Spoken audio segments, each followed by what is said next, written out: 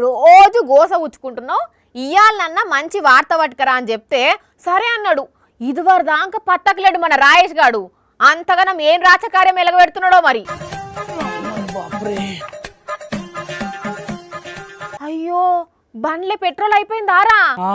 Petrol లేకుంటే బండి షాలు కాదు, బండి లేకుంటే నువ్వు వార్తదేను ఓలేవు కదా. అదే కదా సిగ్గుండల కొంచెం అన్న సాకులు చెప్పేటందుకు సాలిడు మొక్కపోడా.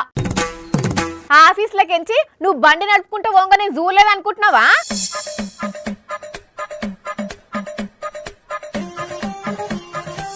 అరే బండి మీద పోతే పెట్రోల్ అయిపోద్దని రూల్ ఉన్నదా?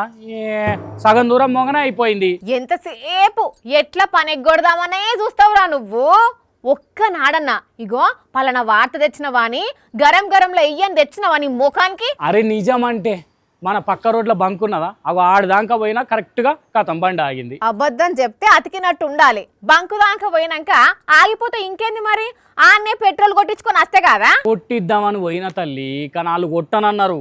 ఎందుకో ద ఫేమస్ గరం రాజేష్ గారు మీరు ఇట్లా బండి దొబ్బుకొచ్చుకునుడేంది? ఇంత ఫేమస్ వాళ్ళకు మేము పెట్రోల్ పొయ్యము అన్నారా?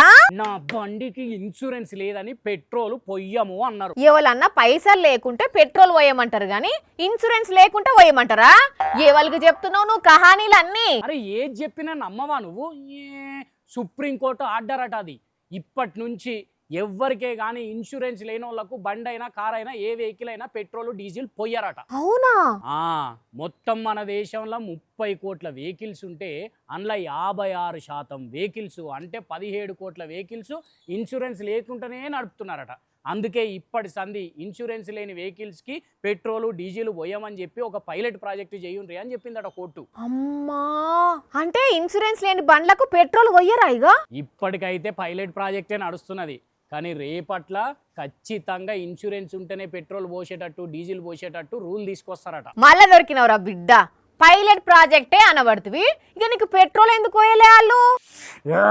ఎందుకంటే ఆ పైలట్ ప్రాజెక్ట్ లో ఆ బంకోళ్ళు కూడా భాగం కాబట్టి బల్లిగుట్ల ముఖం దానా. ఓ అరే అన్నిటికీ అనుమానమేనా నా మీద?